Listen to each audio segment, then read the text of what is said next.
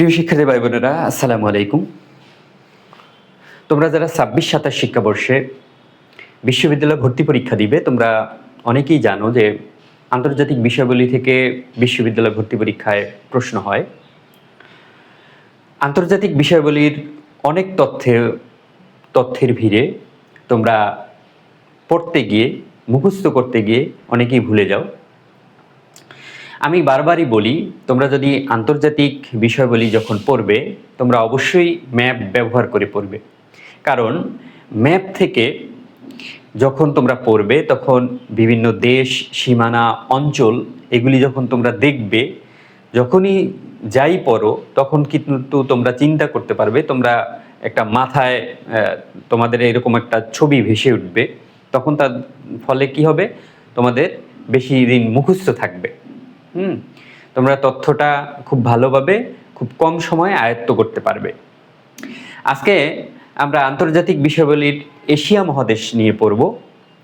Asia মহাদেশের গুরুত্বপূর্ণ অঞ্চল, গুরুত্বপূর্ণ দেশ, কিভাবে তোমরা মুখস্থ করবে, ইত্যাদি বিষয় নিয়ে আলোচনা করব। তো চলো শুরু করি। দেখো, এশিয়া মহাদেশ। এশিয়া মহাদেশে দেখো, স্বাধীন দেশ আছে ৪৪টি, আর পরাধীন দেশ আছে মাত্র ২টি। এখন এই দেখো, স্বাধীন দেশ ৪৪টি, এই ৪৪টি দেশ নিয়ে এই ভিডিওতে আলোচনা করব। ৪৪টি দেশ তোমাদেরকে দেখিয়ে দিব ম্যাপ থেকে, এবং এই ৪৪টি দেশের মধ্যে কি কি অঞ্চল রয়েছে, এই অঞ্চলগুলিও তোমাদেরকে দেখিয়ে দিব। যে আঞ্চলিক সহযোগিতা সংস্থা রয়েছে, ওইগুলিও তোমরা কিন্তু ভুলে যাও।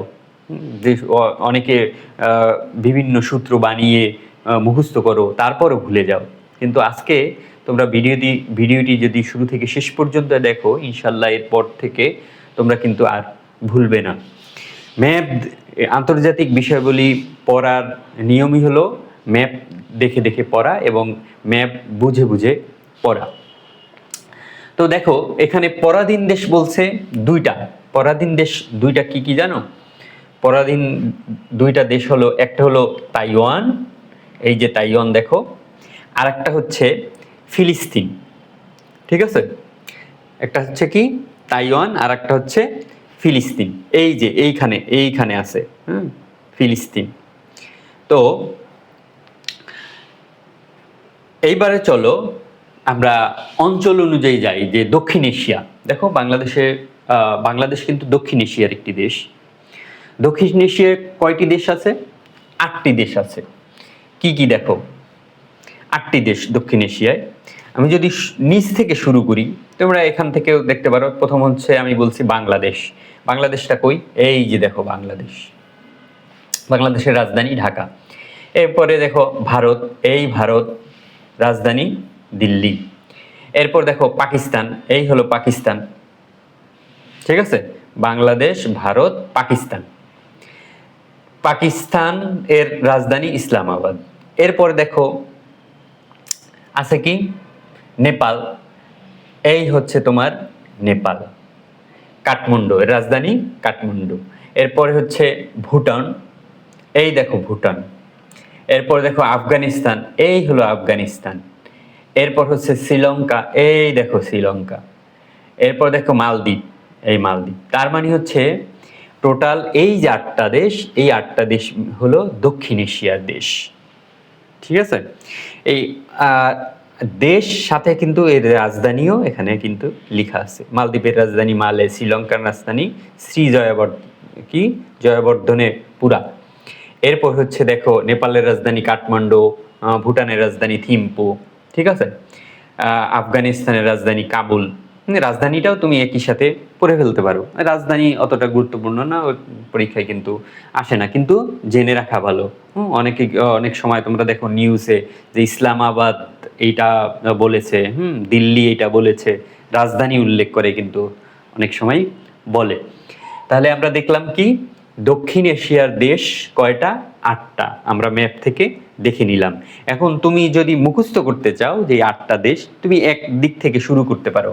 যে দেখো নিজ দিক, যে মালদ্বীপ, শ্রীলঙ্কা, ভারত, বাংলাদেশ, ভুটান, নেপাল, পাকিস্তান, আফগানিস্তান, বা এই দিক থেকে শুরু করতে পারো, আফগানিস্তান, পাকিস্তান, ভারত, নেপাল, ভুটান, বাংলাদেশ, মালদ্বীপ, শ্রীলঙ্কা। দেখো ম্যাপ থেকে খুবই সহজ। এখন এই যে দেখো দক্ষিণ এশিয়ার এই 8টা দেশ, এই 8টা দেশ মিলে কিন্তু একটা সহযোগিতা সংস্থা রয়েছে। সেটা কি? এ দেখো SAARC, south Asian association for regional cooperation. এখান থেকে কিন্তু পরীক্ষায় প্রশ্ন আসে। চাকরির পরীক্ষায় বলো, বিশ্ববিদ্যালয় ভর্তি পরীক্ষা বলো, প্রশ্ন কিন্তু আসে। এর কারণ কি? বাংলাদেশ এই সংস্থাটার সাথে জড়িত। কিভাবে জড়িত? দেখো এটা কিন্তু এই সংস্থাটা, এটার যে প্রতিষ্ঠাতা তিনি কিন্তু ছিলেন হচ্ছে শহীদ প্রেসিডেন্ট জিয়াউর রহমান। এই সার্ক গঠন করেছিলেন 1985 সালের 8 ডিসেম্বর। ঠিক আছে? এর প্রতিষ্ঠাতা কে? বাংলাদেশের সাবেক প্রেসিডেন্ট জিয়াউর রহমান। ঠিক আছে? তাহলে সার্কের যে প্রতিষ্ঠাতা সদস্য সমূহ, এটা হলো কোন কয়টা? 8টা। এই যে দেখো সার্কভুক্ত দেশ 8টি: বাংলাদেশ, ভারত, নেপাল, ভুটান, আফগানিস্তান, পাকিস্তান, শ্রীলঙ্কা, মালদ্বীপ। ঠিক আছে? সার্ক প্রথম কিন্তু যে সদস্য ছিল, এর এখন তো 8টা, প্রথম কিন্তু 7টা সদস্য ছিল। 2007 সালে আফগানিস্তান কিন্তু এই সার্কের নতুন সদস্য হয়। তাহলে 2007 সালের পরে এর সদস্য সংখ্যা হয়েছে 8টি। আরও একটা তথ্য পরীক্ষায় আছে যে সার্কের সচিবালয় কোথায়? সার্ক সচিবালয় কাঠমান্ডু, নেপাল। ঠিক আছে? এইগুলি, এবং সার্ক থেকে আরও বিস্তারিত তোমাদেরকে পড়াবো। এখন আমি তোমাদেরকে এশিয়া মহাদেশ যেহেতু পড়াচ্ছি, এই এশিয়া মহাদেশের অঞ্চল, রিজিওনাল যে সহযোগিতা সংস্থাগুলি আছে এর সাথে মিলিয়ে তোমরা কিভাবে পড়বে সেটা কিন্তু আমি বুঝিয়ে দিচ্ছি। এটা আবার পড়াবো, কোনো অসুবিধা নেই। ঠিক আছে? তখন আমি সার্ক নিয়ে বিস্তারিত আলোচনা করব, কারণ সার্কের যে সদস্যগুলা আছে, এখানে সার্কের কি কি, মানে সার্কের কি কি সংস্থাগুলি আছে সেটাও তোমাদেরকে আমি পড়াবো, অসুবিধা নেই। এরপরে চলো দেখি দ্বিতীয় কোনটা, দক্ষিণ পূর্ব এশিয়া। দেখো দক্ষিণ পূর্ব এশিয়ার দেশ টোটাল কিন্তু আমাদের 11টা। এই দক্ষিণ পূর্ব এশিয়ার দেশ কিভাবে তোমরা দেখো মুখস্থ করবে কেমনি কিভাবে?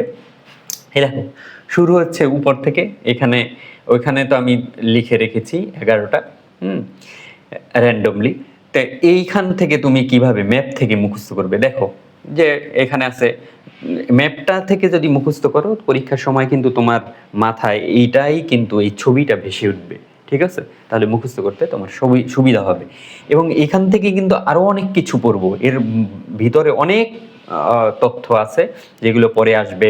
হ্যাঁ, বিভিন্ন দ্বীপ, তারপর হচ্ছে তোমার কি এখানে যে তোমার উপদ্বীপ, তারপর হচ্ছে তোমার সাগর, উপসাগর, এগুলি যখন আমরা পড়ব তখন কিন্তু তোমার এই ম্যাপটা কিন্তু তোমার মনে রাখতে হবে, এই ছবিটা যাতে তোমার স্মৃতিতে ভেসে আসে, সেজন্য আমরা এইভাবে পড়তেছি। দেখো তাহলে দক্ষিণ পূর্ব এশিয়ার দেশ কয়টা? 11টা। সেই 11টা তোমাকে হিসাব দেখাই। দেখো মিয়ানমার, প্রথম হচ্ছে মিয়ানমার, এর রাজধানী নাইপিদো। এরপরে একদিকে শুরু করো ভিয়েতনাম, লাওস, কম্বোডিয়া। এই 3টা দেশ কিন্তু আবার আছে কি, এই 3টা দেশকে বলা হয় ইন্দোচীন। ইন্দোচীন মানে হচ্ছে চীন এবং ভারতের মাঝখানে যে উপদ্বীপটা আছে সেটা হলো ইন্দোচীন। সেটা হলো ভিয়েত, লাওস, কম্বোডিয়া। এটাও পরীক্ষায় আসে, আমি সামনে পড়াবো, অসুবিধা নেই। Myanmar, Laos, Vietnam, Thailand, Cambodia. তাহলে কয়টা পাইলাম? 1 2 3 4 3 4 5, 5টা। এবার দেখো মালয়েশিয়া, সিঙ্গাপুর, ইন্দোনেশিয়া, ব্রুনাই, পূর্ব তিমুর, ফিলিপাইন। ঠিক আছে? এখন এইটা পড়ার সময় তোমরা যেটা মনে রাখবে, দেখো এই দক্ষিণ পূর্ব এশিয়া নিয়ে আঞ্চলিক একটি সহযোগিতা সংস্থা আছে। দেখো দক্ষিণ পূর্ব এশীয় জাতি সংস্থা, association of south east Asian nation, এটাকে একসাথে বলা হয় আসিয়ান। এই আসিয়ানের সদস্য হলো তোমার 10টা। তাহলে আমি বললাম যে দক্ষিণ পূর্ব এশিয়ার দেশ 11টা, আসিয়ানের সদস্য কয়টা? 10টা। একটা সদস্য হয় নাই, সেটা কোনটা দেশ? এই যে দেখো পরের দেখায়, এই যে পূর্ব তিমুর। এই পূর্ব তিমুরটা বাদ দিয়ে বাকি যে 10টা সদস্য, এই 10টা সদস্য মিলে হয়েছে কি আসিয়ান। এই যে দেখো এই পূর্ব তিমুর, এই দেশটা বাদ, আর বাকি যে 10টা সদস্য Myanmar, Vietnam, Laos, Thailand, Cambodia, Malaysia, Singapore, Brunei, Indonesia, Philippines. তাহলে 1 2 3 4 5 6 7 8 9 10, ঠিক আছে? এই 10টা মিলে হচ্ছে আসিয়ান। তাহলে আসিয়ানটা কি? দক্ষিণ পূর্ব এশীয় জাতি সংস্থা, ঠিক আছে? এখন এই আসিয়ান থেকেও কিন্তু যখন সহযোগিতা সংস্থা তোমরা পড়বে, আসিয়ান থেকে যে গুরুত্বপূর্ণ তথ্য আছে সেগুলিও কিন্তু তোমাদেরকে আমি পড়িয়ে দেব। এখন আমরা আলোচনা করছি যে দেশ নিয়ে তোমরা কিভাবে ম্যাপটা তোমরা মনে রাখবে। এরপর চলো দূরপ্রাচ্য বা পূর্ব এশিয়া। দূরপ্রাচ্য, এই যে প্রাচ্য কথাটা কিভাবে তারা নির্ধারণ করে? প্রাচ্য হচ্ছে তোমার অনেক বইতে আমি পেয়েছি যে ভূমধ্যসাগরকে কেন্দ্র করে, মনে করো ভূমধ্যসাগরের কাছের দেশগুলা হচ্ছে নিকট প্রাচ্য, একদম দূরের দেশগুলা হচ্ছে এই যে দূরপ্রাচ্য। এখন আবার অনেকে বলে যে অনেক বই আছে যে তোমার ইউরোপকে কেন্দ্র, ইউরোপের কাছের দেশগুলা তোমার কি বলে নিকট প্রাচ্য, এবং অনেক দূরের যেই অর্থাৎ যেটা আছে পূর্বের দেশগুলা সেইগুলাকে বলা হয় দূর প্রাচ্য। আচ্ছা, প্রাচ্যর ব্যাপারটা গেল, এখন দূর প্রাচ্যের দেশগুলা কি? দেখো, চীন, উত্তর কোরিয়া, দক্ষিণ কোরিয়া, মঙ্গোলিয়া, তাইওয়ান, জাপান। তাহলে কয়টা দেশ দূর প্রাচ্যের? তোমার কয়টা দেশ হলো? 1 2 3 4 5 6, 6টা দেশ হলো তোমার দূরপ্রাচ্যের দেশ। এখন এই দেখো 6টা দেশ আমরা দেখব। দেখো, চীন, মঙ্গোলিয়া, ঠিক আছে? চীনের উপরেই আছে মঙ্গোলিয়া। এই যে দেখো এখানে এই যে মঙ্গোলিয়া কিন্তু আবার একটা কি রাষ্ট্র? মঙ্গোলিয়া কিন্তু স্থল বেষ্টিত রাষ্ট্র। কি রাষ্ট্র? স্থল বেষ্টিত রাষ্ট্র, অর্থাৎ এর কোনো পাশে কিন্তু নদী নাই। হ্যাঁ, আবার দেখো তাইওয়ান এবং জাপান, এই দুইটাকে বলা হয়, এই যে জাপান আর হচ্ছে তাইওয়ান, এই দুইটাকে বলা হয় আবার দ্বীপ রাষ্ট্র, ঠিক আছে? পূর্ব এশিয়ার মধ্যে মঙ্গোলিয়া হচ্ছে তোমার স্থলবেষ্টিত রাষ্ট্র, আর তাইওয়ান এবং জাপান হচ্ছে তোমার কি দ্বীপ রাষ্ট্র, ঠিক আছে? তাহলে আমরা বললাম কি 6টা দেশ হচ্ছে দূরপ্রাচ্যের দেশ। কি? চীন, মঙ্গোলিয়া, উত্তর কোরিয়া, দক্ষিণ কোরিয়া, তাইওয়ান আর কি জাপান। এই কয়টা দেশ, এই 6টা দেশ হচ্ছে দূরপ্রাচ্যের দেশ। এরপর চলো দেখি নিকট প্রাচ্য। দেখো নিকট প্রাচ্যের দেশ, আমি বললাম যে এই যে ভূমধ্যসাগর, দেখো ভূমধ্যসাগরের পাশের 5টা দেশ, লেবানন, ফিলিস্তিন, সিরিয়া, তুরস্ক, ইসরায়েল। হ্যাঁ, এই 5টা দেশ, তুরস্ক, দেখো লেবানন, হ্যাঁ, সিরিয়া, তারপর হচ্ছে ইসরায়েল। 1 2 3 4 5, ঠিক আছে? সিরিয়া, ইসরায়েল, লেবানন, ফিলিস্তিন। এই যে ফিলিস্তিন, লেবানন, ইসরায়েল, সিরিয়া আর কি তুরস্ক। এই যে 5টা দেশ, তুরস্ক, সিরিয়া, তারপর ইসরায়েল, ফিলিস্তিন, লেবানন, ঠিক আছে? এই 5টা দেশকে বলা হয় কি নিকট প্রাচ্য। দেখো এই ভূমধ্যসাগরের কাছে, আবার যে এই যে ইউরোপের কাছের দেশ, যেটা চিন্তা করো এইগুলোকে বলা হয় নিকট প্রাচ্য। এরপরে নিকট প্রাচ্য, এই গেল 5টা দেশ। এইভাবে আমরা টোটাল কিন্তু 44টা দেশ আমরা কিন্তু মিলাম, ঠিক আছে? টোটাল কিন্তু 46টা, 2টা পরাধীন দেশ আছে, ফিলিস্তিন আর কি তোমার ফিলিস্তিন আর কি দেখাইলাম তাইওয়ান। এরপর দেখো মধ্যপ্রাচ্য। নিকট প্রাচ্য গেল, এবার মধ্যপ্রাচ্যের দেশগুলো কি কি? Iraq, Iran, Yemen, Jordan, Bahrain, Qatar, Kuwait, Saudi Arab, সংযুক্ত আরব আমিরাত, ওমান। এই 10টি হলো মধ্যপ্রাচ্যের দেশ। কি কি? এই যে দেখো, ওইখানে ইরাক, ইরান, এই গেল ইরাক, এই গেল ইরান, ইরাক, ইরান। এরপর দেখো ইয়েমেন। ইয়েমেন কোথায়? ইয়েমেন, এই যে ইয়েমেন, ঠিক আছে?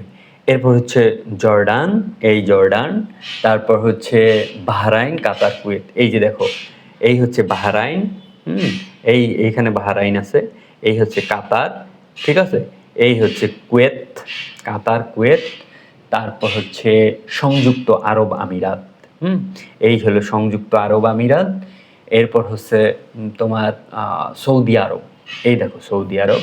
এরপর হচ্ছে ওমান, এই হচ্ছে ওমান।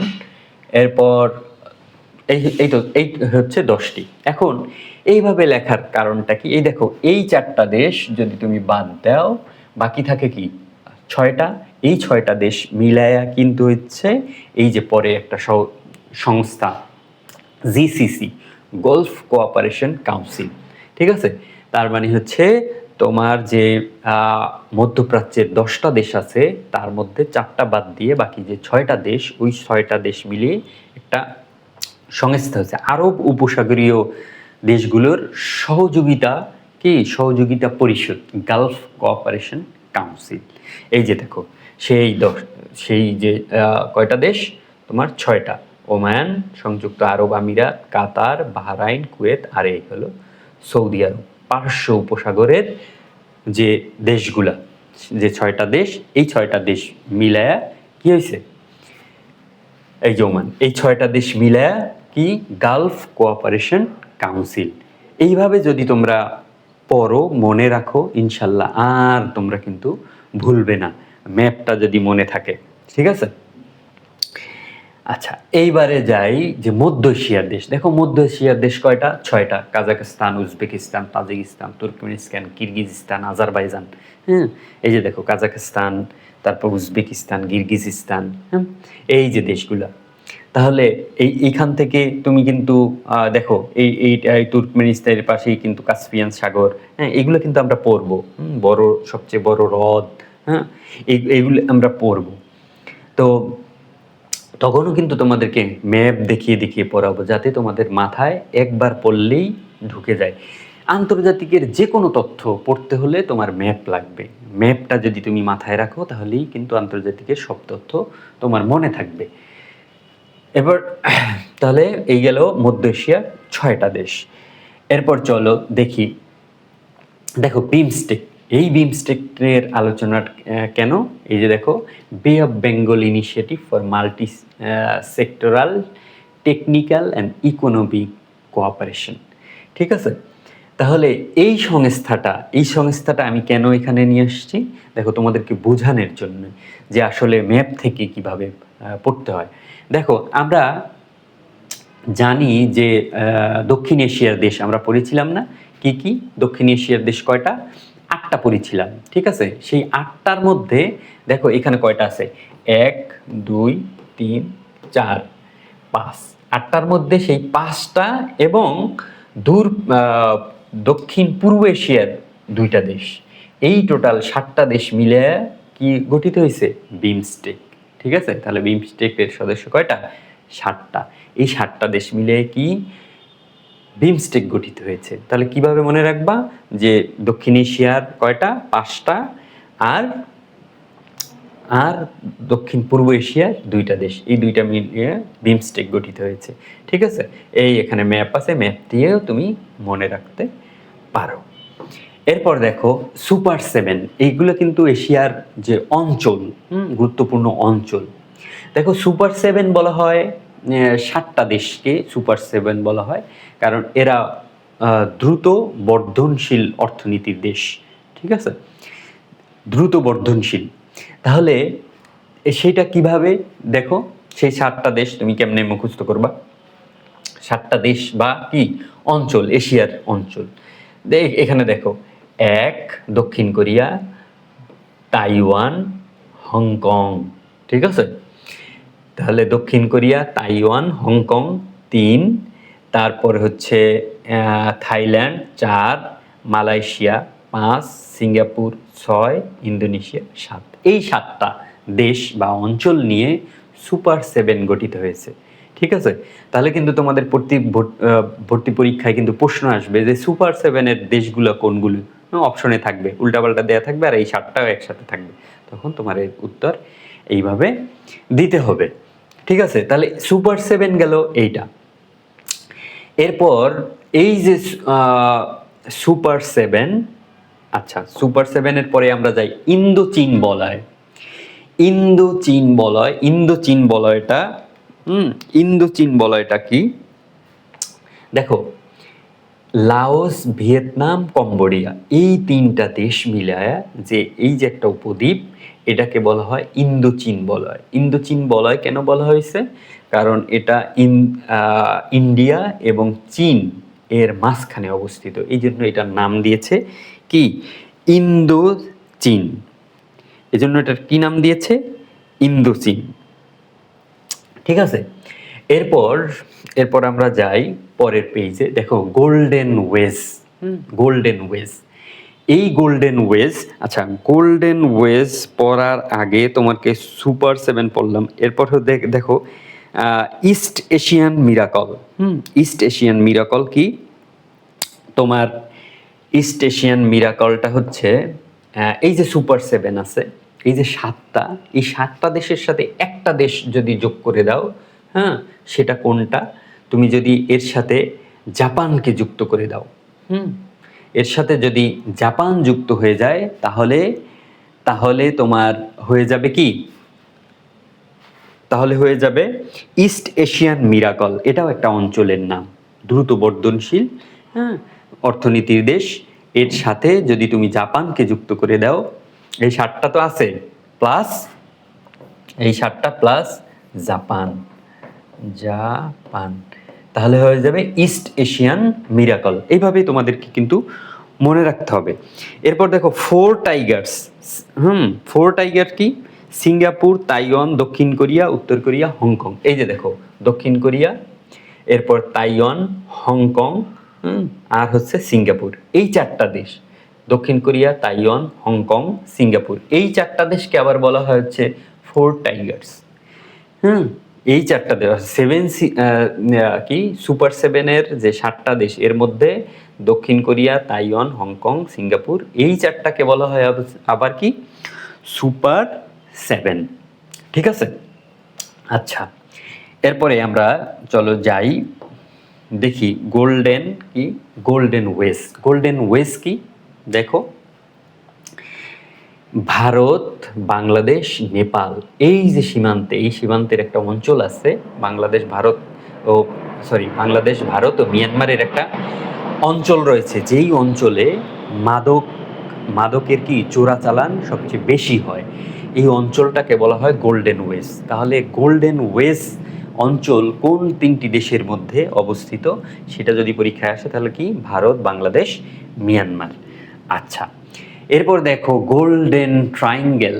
গোল্ডেন ট্রায়াঙ্গেল, এখানে দেখো মিয়ানমার, লাওস, থাইল্যান্ড, এখানে একটা অঞ্চল আছে।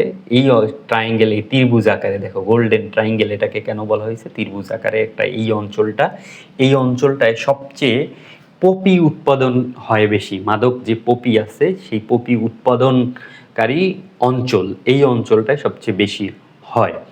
হ্যাঁ, তাহলে এই পপি উৎপাদনকারী অঞ্চল মিয়ানমার, লাওস, থাইল্যান্ড, হ্যাঁ, এই 3টা দেশকে বলা হয় গোল্ডেন ট্রায়াঙ্গেল।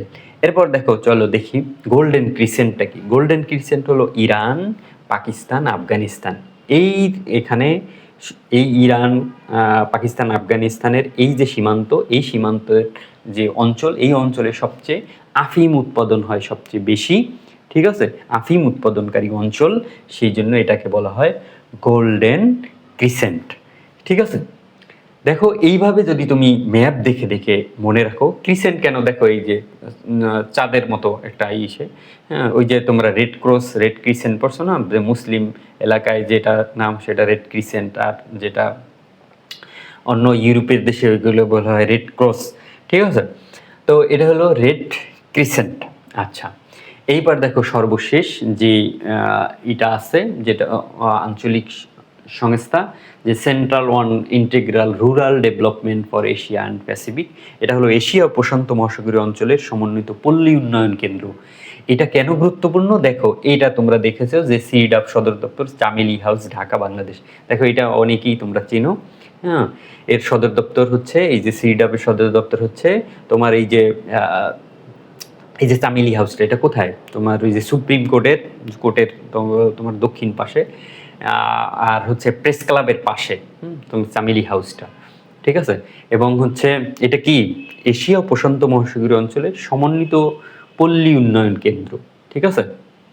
এটা ওই যে খাদ্য কৃষি সংস্থার ছয়টা হুম ছয়টা দেশের সমন্বয়, এবং বাকি যে 15টা, দেখো এখানে কিছু দেশ আছে দক্ষিণ পূর্ব এশিয়ার, কিছু হচ্ছে দক্ষিণ এশিয়ার। কীভাবে দক্ষিণ পূর্বে দেখো ভিয়েতনাম, থাইল্যান্ড, লাওস, মিয়ানমার, আর ওইদিকে আছে ফিলিপাইনি, ইন্দোনেশিয়া, মালয়েশিয়া।